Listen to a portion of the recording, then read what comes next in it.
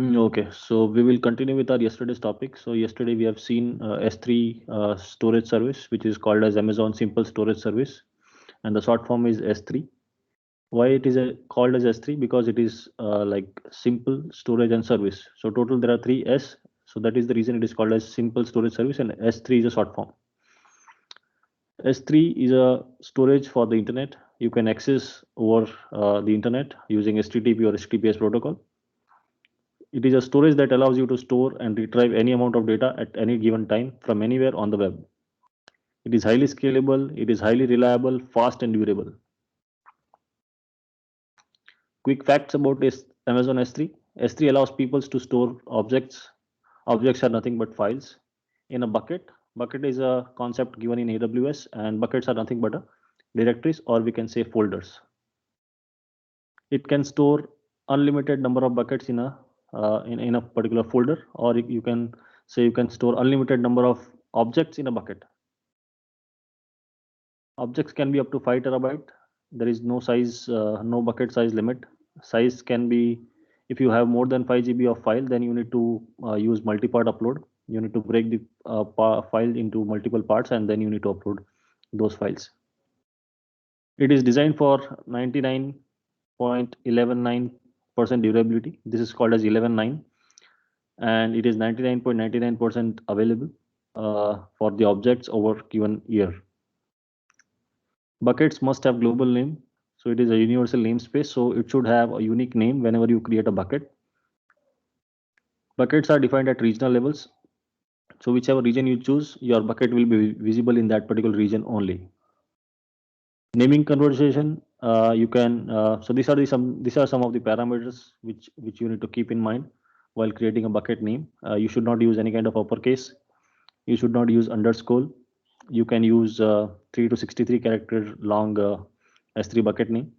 It should not be an IP address, and it must start with lowercase letter or a number. You can use HTTPS endpoints to store and retrieve any amount of data at any given time.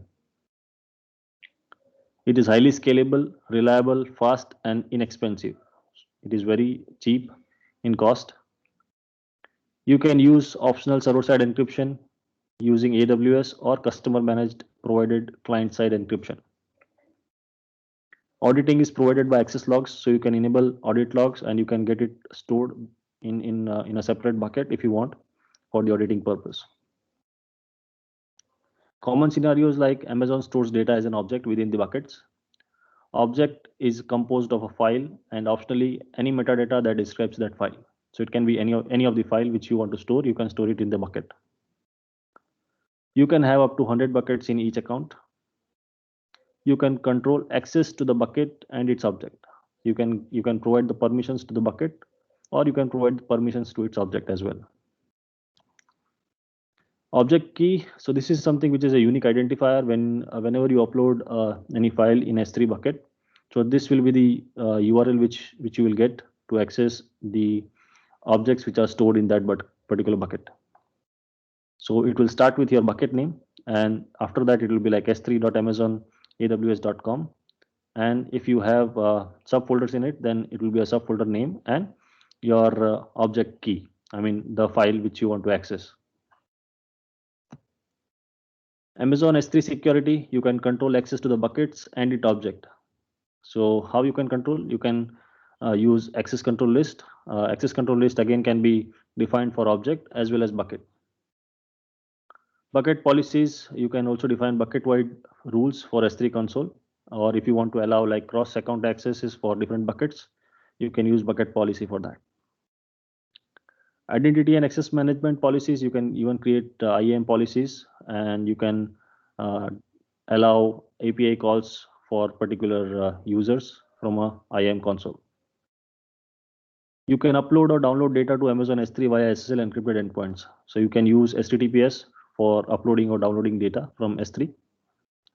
You can encrypt data using AWS SDK. So AWS SDK is available on Amazon website. You can download that SDKs and you can install it on your local systems, and you can use that SDKs to encrypt your data, and then you can upload it to the S3 buckets.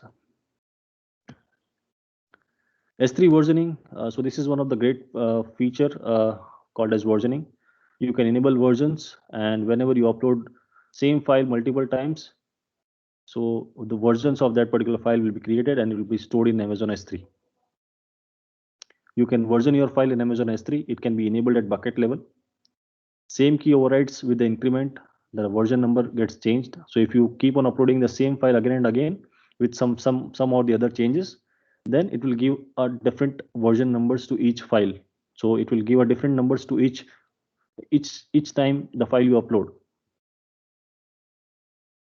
It protects from accidental overwrites and deletes. So this is a good feature when if you go and enable this, it will help, like no one can go and overwrites the previous version. So that is something a good feature, and no one accidentally overwrites that particular file. It allows easily retrieval of deleted objects or rollbacks to the previous version. So you can go to the previous version, you can download the previous version, and if you want to delete the if you want to retrieve the deleted objects, you can go and remove the delete markers from that particular files or objects. 3 states of Amazon S3 buckets. First one is unversioned, which is default. So if you do not enable versioning, it will be unversioned. If you enable versioning, that will be all your files will be versioned. And if you suspend the versioning, then it will be like version suspended. Any files that is not versioned prior to enabling versions will have version as null, right? So this is something which is easily understood. If you do not enable, if you create a bucket and at that time you have not enabled versioning, and after a few days you want that you can, if you want to enable the versions, so all your files which you have previously uploaded will not be versioned, right? And that will be enabled, that will be have a version as null. Suspending any versions does not delete any previous versions. So if you go and suspend the versioning, it will not delete the previous version. It will keep those versions stored in your buckets. Amazon S3 encryptions. So there are 4 different methods you can use for encryption.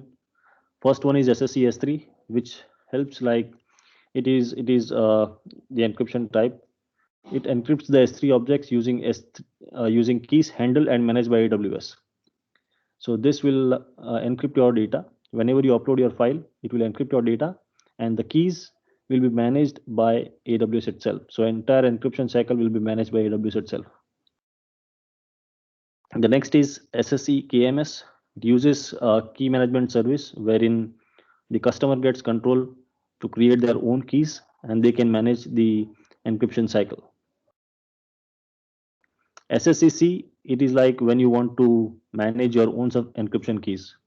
So you can create your own encryption key and you can upload it to S3, and you can manage the entire encryption cycle. Client-side encryptions. This is again completely off the AWS. Customer is the owner who has to upload. I mean, customer has to manage the entire encryption cycle at their own premises. So here you can see SSE S3 encryption. It encrypts the S3 object using keys handled and managed by AWS. Objects is encrypted at server side. It uses AES 256 encryption type. You must use header XAZ AMZ server side encryption AES 256. Here you can see object. When you upload the object, first it gets encrypted using S3 managed data key, and then it gets encrypted and then it gets uploaded to the S3 buckets. SSE KMS encryption, it encrypts the S3 objects using keys handled and managed by KMS. So KMS is one of the service available in Amazon. You can leverage those KMS service and you can create your own master key, and that will be used for encrypting your required objects. So KMS advantage is user will get full control and the audit trail will be available. Object is encrypted at server side. So here again same thing. When you upload the object, which will be unencrypted, it will use HTTPS for uploading.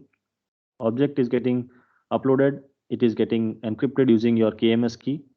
Once it is encrypted, it will then upload it to your bucket. You must use header XAMZ server side encryption key AWS.KMS. SSE encryptions. This is server-side encryption using data key fully managed by customer outside AWS. So your keys, you are the owner to manage that particular key. And Amazon S3 does not store the encryption keys you provide. So your keys are not being stored at Amazon anywhere. You are the owner and you have to store those keys. HTTPS must be used. Encryption keys must be provided in HTTP header for every HTTP request made. So here you can see object, client-side data key, it is getting uploaded. So both object and the client-side data key will be uploaded to Amazon S3. Once it is encrypted, it will then upload it into a respective bucket. The fourth one is client-side encryption. Client libraries such as Amazon S3 encryption client. You can use Amazon S3 encryption client. You can download that. You can use it on your local system. You can encrypt the data on your local system itself, and the encrypted file, then you can upload it to a bucket. Client must encrypt the data themselves before sending to S3. Client must decrypt the data themselves when retrieving from S3. Customer fully manages the key and encryption cycle. Customer is owner to manage the entire encryption cycle. In transit encryption, so whatever transaction happens over the web, right? And if you use HTTPS, so that is something which is encrypted. So your traffic, whatever transaction which is happening, it is fully encrypted using SSL and TLS. S3 exposes two different endpoints. One is HTTP, which is non-encrypted. So again, it is not recommended to use HTTP. HTTPS endpoint, it is encryption in flight. So this is something which is recommended for everyone to use. HTTPS is mandatory for SEC. Encryption in flight is also called as SSL and TLS. Amazon S3 object lifecycle. So lifecycle management defines how S3 manages object during their lifetime. Some objects that you store in Amazon S3 bucket might have well-defined life cycles. So for example, if you go and store some of your data on S3 bucket, and in S3 also there are different types of tiers available. For example, S3 standard, S3 infrequent access, S3 S3 one zone, S3 glacier, glacier deep archive. So these are some of the different types of tiers available in Amazon S3. So if you go and store your data, and if you want to reduce your cost, so what you can do is you can create a life cycle. For example, I'm storing a data, and that data which is stored, and if it is unused, then it should be moved to a different storage tier. For example, from S3 standard, it should go to S3 infrequent access after 30 days, and after 7 years, it should get deleted, right? So this is something which is a life cycle of a data, right? So you can define well your life cycle for all your buckets, all your data, and accordingly it will be managed.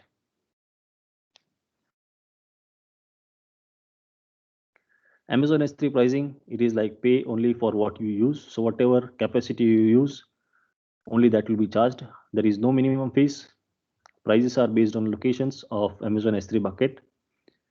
Estimated monthly bill using AWS Simple Calculator. You can use Simple Calculator to estimate the cost. Pricing is available as storage pricing. So whatever storage you have occupied, for example, 8 GB, 10 GB, 50 GB, 100 GB. Request pricing. So whatever request you are, the requests are like put request, get request. So whatever you are uploading the data, you are downloading the data. So that these are something which is called as a request. So if you are requesting more, your cost will be more. Data transfer pricing. So if your data is going out of Amazon S3, for that also you will be charged. Amazon Glacier. So Amazon Glacier is one of the service. Again, it is commonly used for data archival purpose, where you want to store data for a longer time. Then S3 is one of the cheapest solution available with Amazon S3 for data archival. It is used for long-term, low-cost archiving service.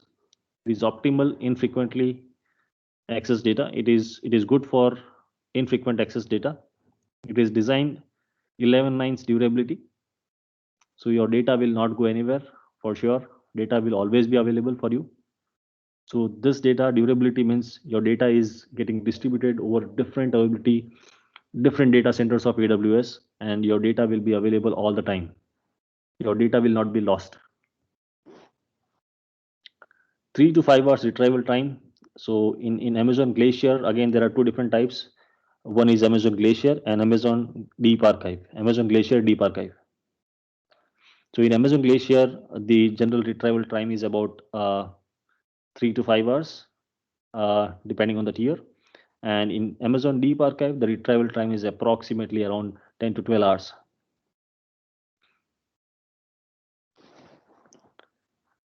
Less than $0.01 per GB per month, depending on the region. So it is very, very cheap.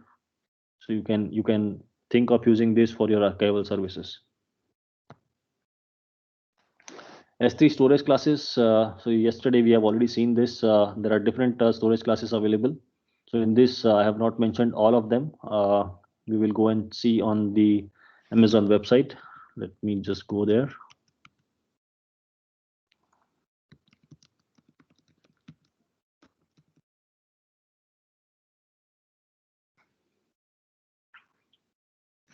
So here you can see there are different tiers available with Amazon. The first tier is Amazon S3 standard. The next is Amazon S3 intelligent tiering. Intelligent tiering is like it will automatically keep on transferring your data from S3 standard to S3 infrequent access. S3 standard and S3 standard infrequent access. So if your data is being regularly used, then it will keep your data in S3 standard. But the data which is not getting infrequently, I mean, the data which is not getting accessed for a longer period, or it is infrequently accessed, then it will automatically transfer those data in S3 standard infrequently access. So this is something which you get a benefit of this. The cost of data putting or keeping your data on cloud will get reduced. S3 standard infrequent access, again, the data which you access once in a while or once in a 6 month or once in a year. So those kind of data you can keep it under S3 infrequent access. S3 one zone, again, it is infrequently access. So this one zone is like your data will be stored in singles availability zone. And again, you can store, you can again, it is low cost, and you can store the data which is infrequently accessed. S3 Glacier, S3 Glacier is a service which you can use it for archival. Deep Archive, again, it is the same thing, but the retrieval time differs. You can refer this performance chart, and here there are different parameters you can choose. It is designed for you can check the durability, you can check availability, different SLAs, which availability zone. So here you can see S3 standard. It is there in more than 3 availability zones, and in infrequent access, it is there in only one single availability zone.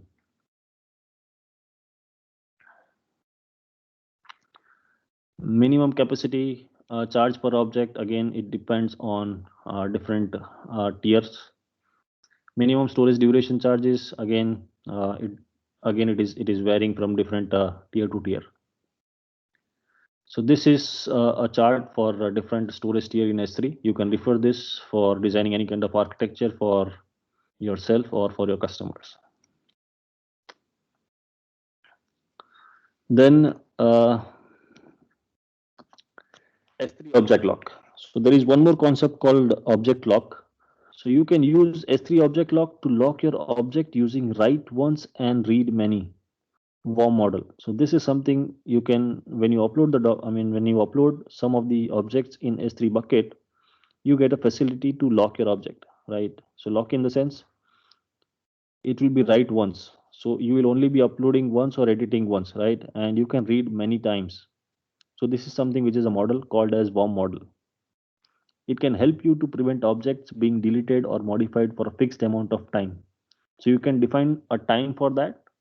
For example, I want this object should not be edited for at least next 6 months, so that no one will have that particular access to edit that particular object.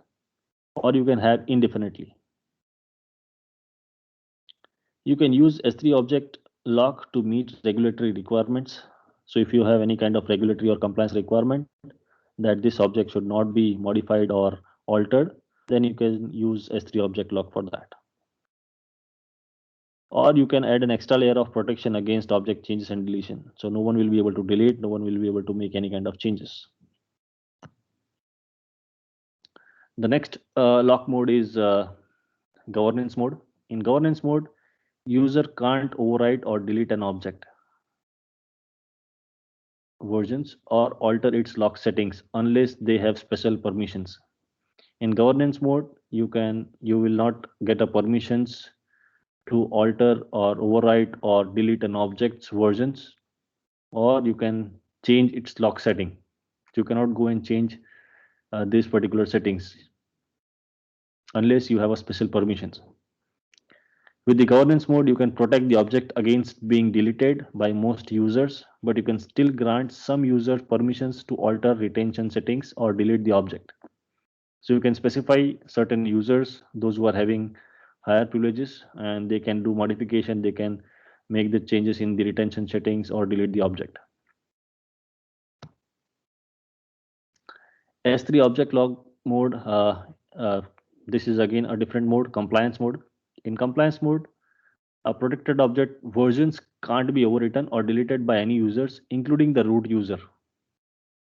So once you enable this compliance mode, even the root user will not be able to modify or delete or override that particular object.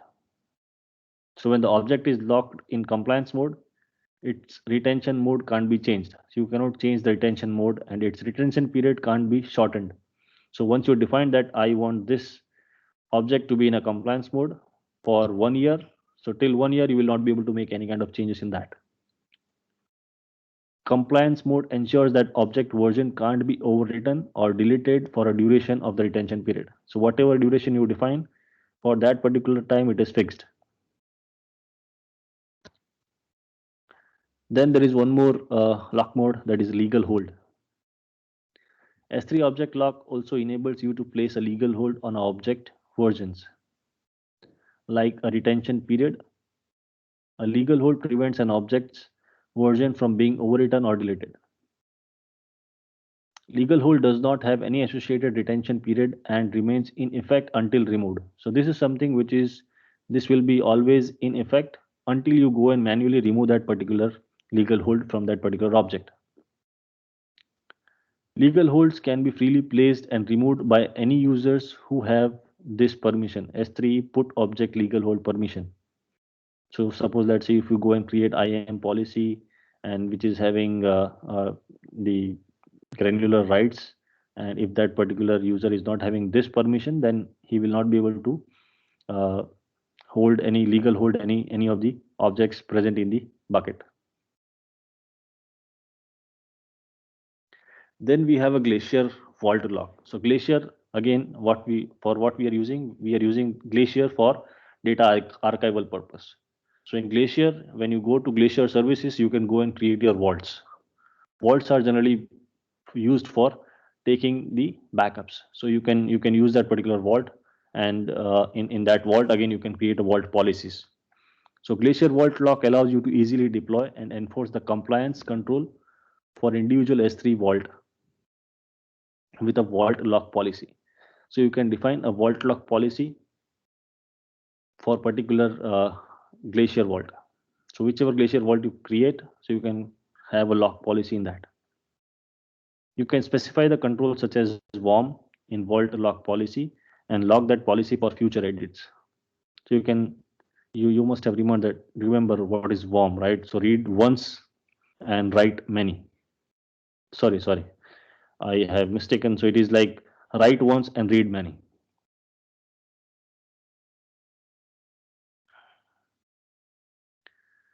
So once it is locked, the policy cannot be changed. So once it is in a lock mode, you cannot go and change that particular policy.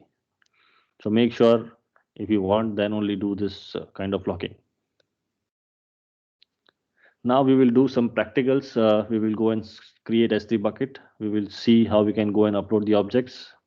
Then we will see how we can set object or a bucket as a public, enable versioning, set up versioning, delete objects and delete markers, how we can go and suspend the versioning, how we can set up the encryptions, encrypt the object, encrypt the bucket, and the lifecycle policy. So these are something. These are some of the topic which we are going to have a practical on this. So let us go to our AWS console.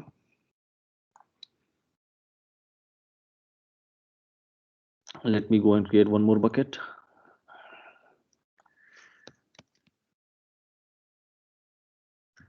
Demo bucket.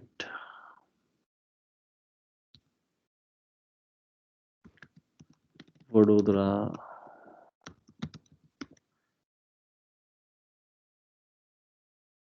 I'm going to create this bucket in North Virginia US East 1, or if you have any existing bucket which is already there in your AWS console or AWS, then you can copy that permissions from the existing bucket. But we don't have any buckets as of now, and we don't want to copy any kind of permissions. So we will go ahead with this. Then these are the settings for block public access. So this will keep it as it is. We don't want any kind of public access to be given for any kind of object or any buckets, right? We will see after later in this tutorial. Bucket versioning. If you want to enable bucket versioning, you can enable this right now, or you can enable later as well. You can give it a tag, whatever tag you want. So for example, department, I'm creating it for IT. This department belongs to IT department. So you can give such tags to the object, I mean to the buckets. Default encryptions, if you want to enable the encryption, so it is good to enable the encryption. When you enable this encryption, you will find two different options. The first one is S3, SSE S3, which is again managed by AWS itself, and the next one is SSE KMS. So we need to leverage KMS service, and when you go to KMS service, you will find there is already one key which is already created by default. And if you want to go and create your own custom key, you can go and create your own custom key. So currently for our demo purpose, we will go with SSE S3. Then we will go and create the bucket.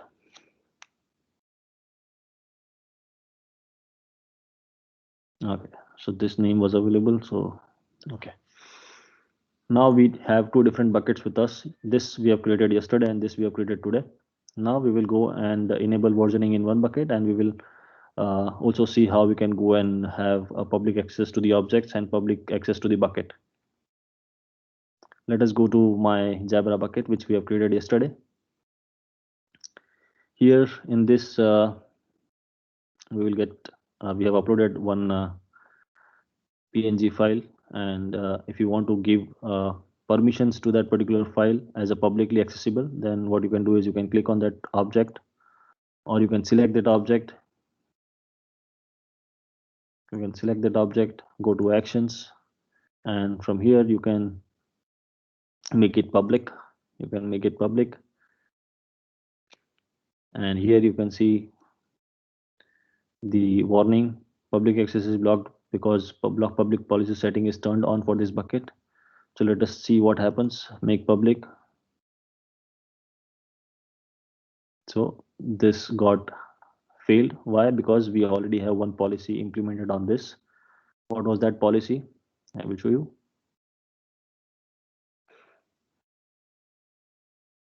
So here it is. You can see block all public accesses. So what I will do is I will just remove the tick from here, save changes, confirm, and confirm. Now again we will go to that particular objects, select that object, go to actions, make public. So here there will be one warning: when you make public, read access is enabled and not blocked by public access setting. Anyone in the world can access this particular object. Right? You can go and make public. Now this is successfully done. Click on exit. You can go to the object, click on object, copy this URL, and you can go and access from the browser. So this is something which this is how you can go and make your bucket or your objects publicly available, right? Okay, same way we can upload multiple objects. So whichever object you want to make it as a public, you have to select those objects and you have to make those object as publicly available, right? So make sure that if it is not required, do not make any of your document or any objects as a public. Here you get different options as well. You can copy the uh, you can copy your object, you can move it to a different destination, to a different bucket. So if you want to move it to a different bucket, you can get the options. Then the other options are like just select the object, you can move, you can copy, you can download, you can rename the object, you can change the storage class. If you go and change the storage class, you will get the option like which storage class you want. Currently it is in S3 standard. You can move it to S3 infrequent access. You can move it to S3 one zone, reduced redundancy. You can even move it to glaciers and glacier deep archive. So this is how you can go and change the storage tiers. Click on cancel. The other options are you can go and edit the server side encryption. So currently this object is not encrypted. Okay, currently this is encrypted. So what I will do is I will again upload one more. Let me see whether this bucket has encryption enabled or not. Properties, go to properties. Default encryption is disabled. So whenever we upload any kind of file, that file will not be encrypted. So let me go and upload the document or any same file. Add files.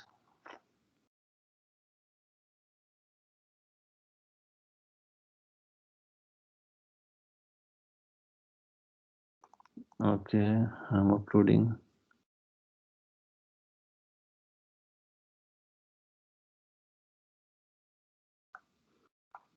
Upload. Okay, so your file is uploaded, and let us go and exit. And here you can see this file is encrypted because we have already enabled the encryption for this particular file. And this file is not encrypted. Just click on that particular file. Here in the details section, you can see object lock is not enabled. You can go and enable the object lock. You can change the object lock retention period, set the expiration rules,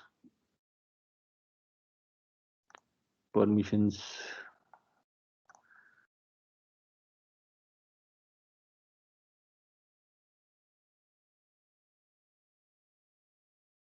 Here it is. You can go and click on edit server side encryption.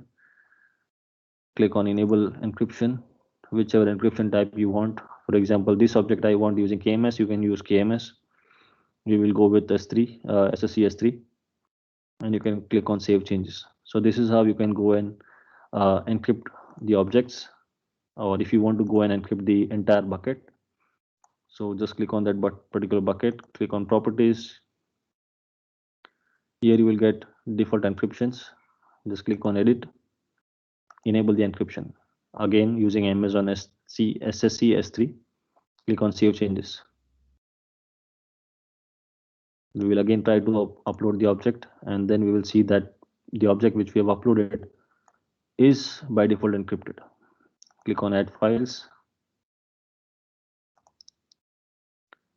Okay, now here you can see the default encryption is enabled. Previously it was disabled. Click on upload.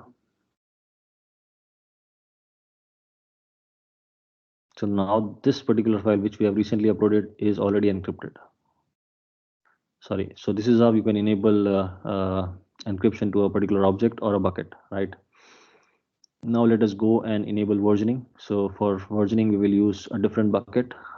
Just click on buckets. We will use Vadodara bucket. Let us create one notepad file.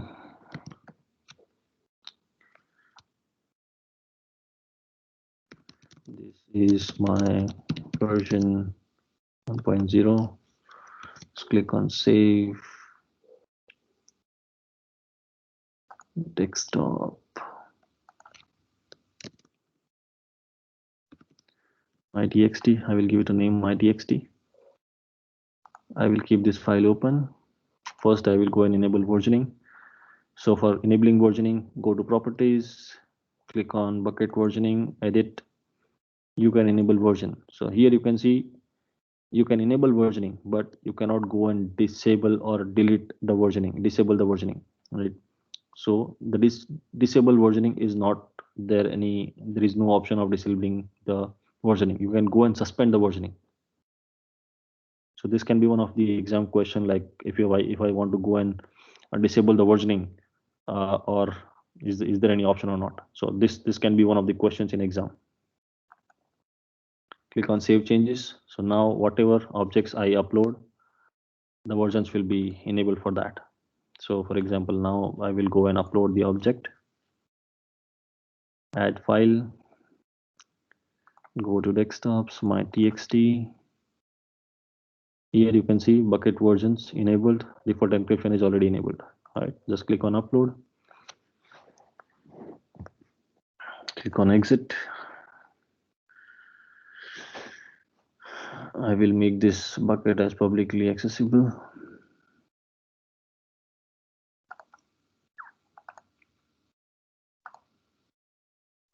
Save changes,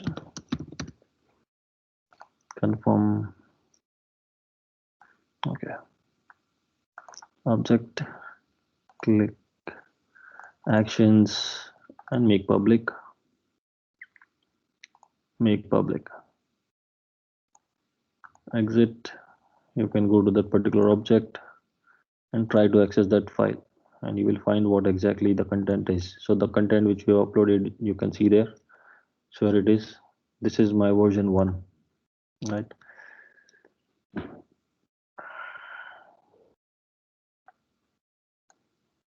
Now I will go and upload again. I will go and edit that file, and I will write version 2.0, save. Now we will see what happens when we upload that file. Click on upload, add file, same my text txt.txt, and upload. Okay, so now when we upload the file, you can see there is only one file available, right? How you can go and check the versioning? Here there is an option, list versions. Just click on this. Here you will find two different versions of the same file. The version ID is different. The version ID gets changed whenever you upload the file. Your version ID gets changed, and you can see the timing. If you want to go and access this file, you can go and access this file. You can download this file. You can download this file as well. So whichever file you want to download, you can go and download, retrieve the files. Now I will again go and edit one more thing. Version 3.0, final version of my document. Click on save, close, click on upload, add files, my txt, open, upload, exit.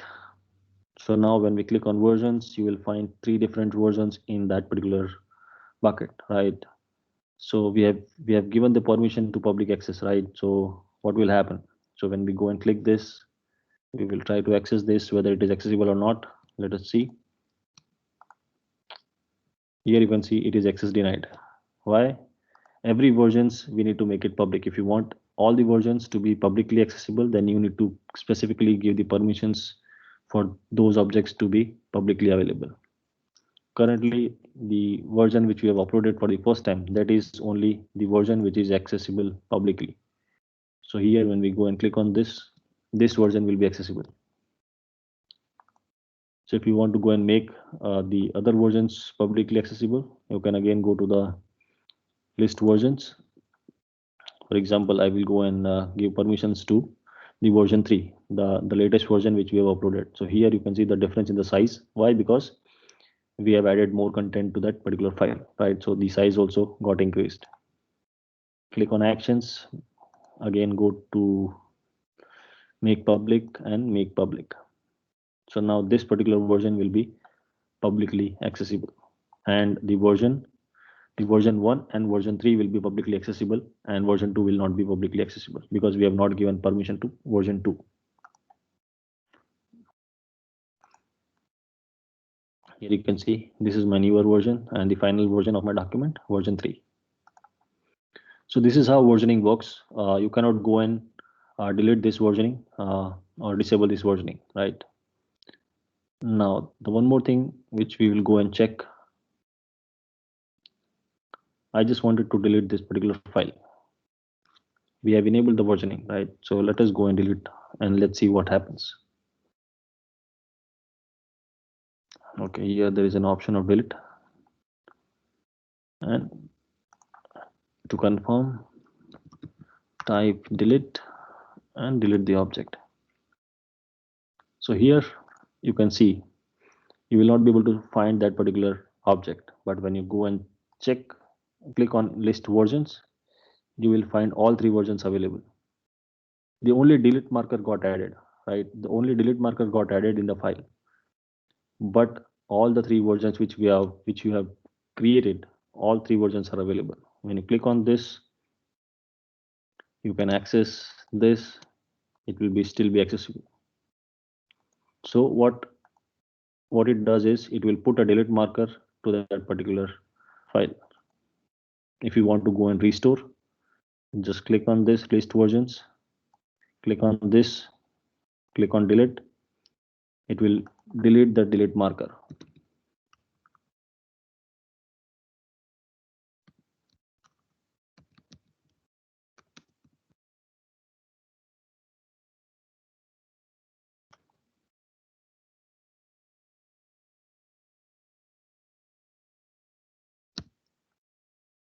Delete the object.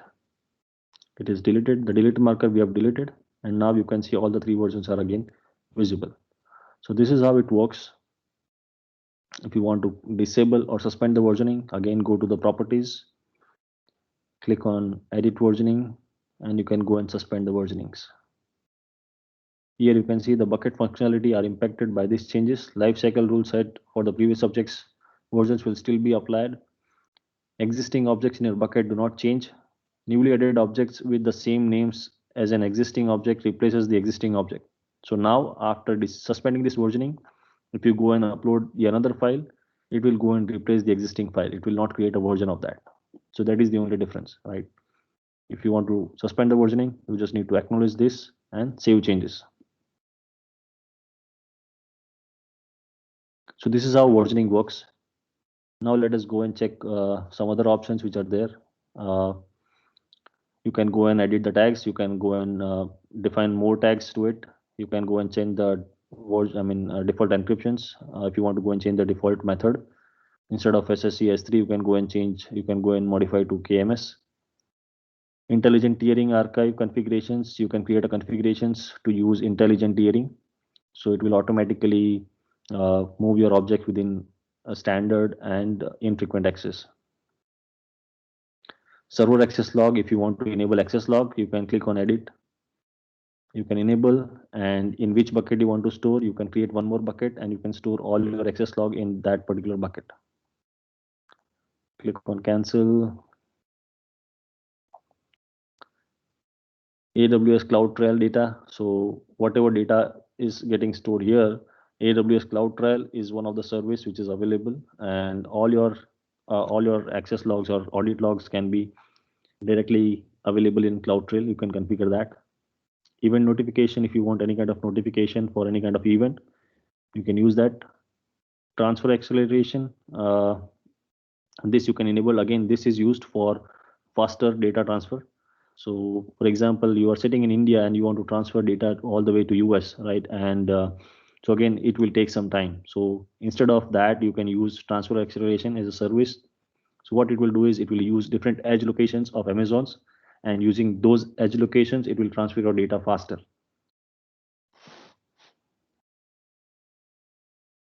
You can use object log. You can click on enable object log. This can be enabled only for particular objects. This cannot be supported for the entire bucket.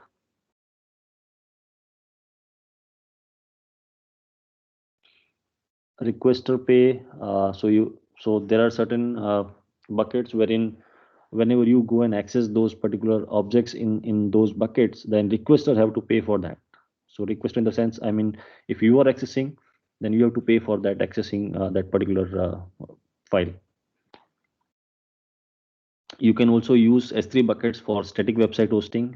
Static in the sense, if you are having your website, your own website or your customer's website, and that is again only a static pages, HTML pages, you can use, you can enable static website hosting. You can click on edit. You can enable this, host a static website, and provide different details, index dot whatever your file path is, or what your file name is, error document, and redirection rule if you want to give. Again, it can be written in a JSON, and you can click on save changes. So it will give you one URL which can be used to be mapped to your DNS, and that DNS will be used for serving your request. So this you can use it for static website hosting as well. So these are all the parameters. Then we will go to permissions. So permissions, again the same thing, block access settings. Again, it is always recommended to use this settings.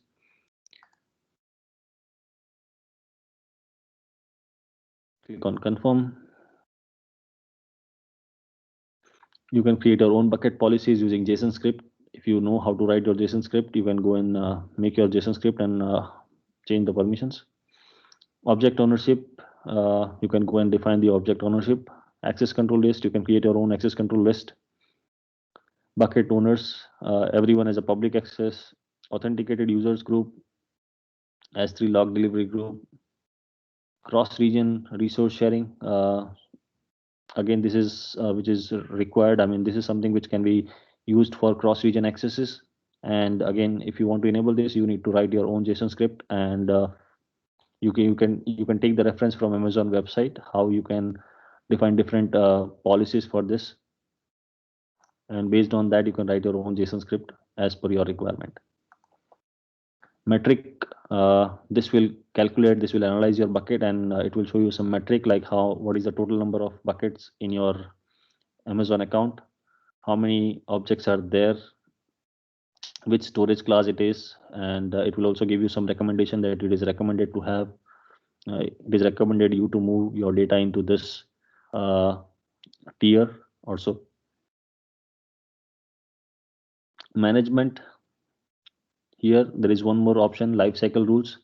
Let us go and try to create lifecycle rules. Just click on create, give it a name, lifecycle, and here there are options. Limit the scope of this rule using one or more filters. So you can use a filter, for example .xls files only or .jpeg file only. This should be applicable to only this particular prefix, or you can apply this particular rule to all the objects which are there in the bucket. So whatever files are stored, for example Word, JPG, PDF, whatever files are available, this should be applicable to all. Just click on acknowledge. Then lifecycle rules are again for these parameters. Transition, current versions of object between storage class. When you click on this, there will be one options available here. Transitions, current version of object between storage class. So which storage class I want to transition. So currently your data will be in standard S3 standard tier, and I want to transit from standard to infrequent access, or to a glacier, or to intelligent tiering. So whichever tier you want to transfer, you can choose that. After how many days? So for example, let's say after 30 days. Add one more transition. Again, I want into glacier. So after, let's say for example, 45 days, after 45 days, it should transfer to glacier. So this is one of the life cycle. Same thing, permanently delete your previous versions of object. I will select that. I acknowledge. So number of days after object becomes previous version. So after 60 days, it should go and delete. So here you can see the summary, the current version actions. Day 0, when you upload the documents or upload your objects. After 30 days, it will transit to standard infrequent access tier, and after 45 days, it will transfer to glacier. For previous version actions, when your object is getting created and when it becomes non-current, after 60 days, it gets permanently deleted. So this is how you can create your own lifecycle rules based on your requirement. You can understand, you can analyze your what is your needs. You can save your cost by creating this kind of lifecycle rules.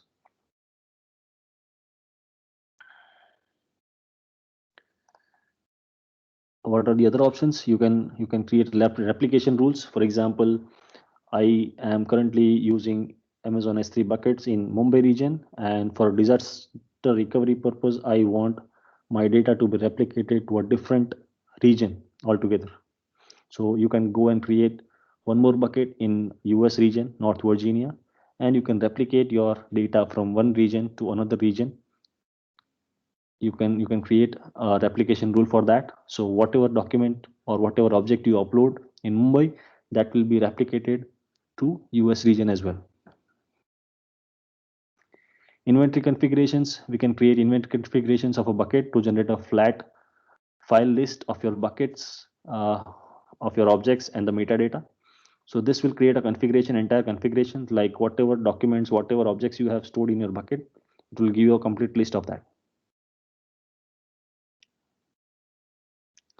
So these are all the options. I hope this is clear.